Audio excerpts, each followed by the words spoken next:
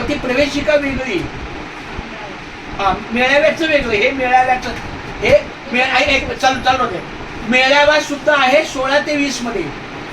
पहिला मेळावा झाला 20 एप्रिल पर्यंत, बरोबर ना? आपण सगळं ते छान केलं. शाळापूर्व मेळावा.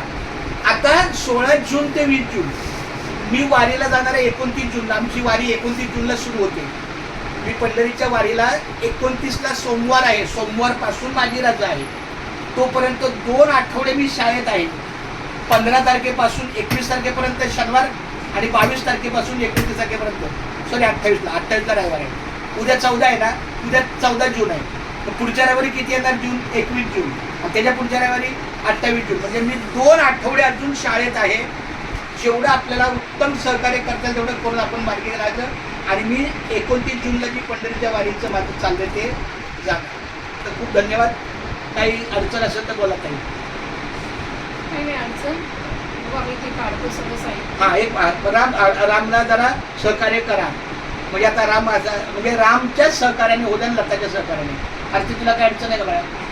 लक्ष्मी तुला काही अडचण नाही सर, पण सर एक फक्त विचारते, जर झालंच सगळं काढून बिडून तर मी जरा घरी जाऊ शकते. सगळं जर म्हणजे इकडचं सगळं काढून बिडून खायला नाही, घरची जरा अडचण आहे त्यासाठी. पण आपण नोकरीला तर आलो तर आपण आलोय सर, मी इकडचं सगळं करून जाणार सर. म्हणजे तुमची जी सर्ट बीट आहेत ना, सगळं काय करून जाऊ शकते का?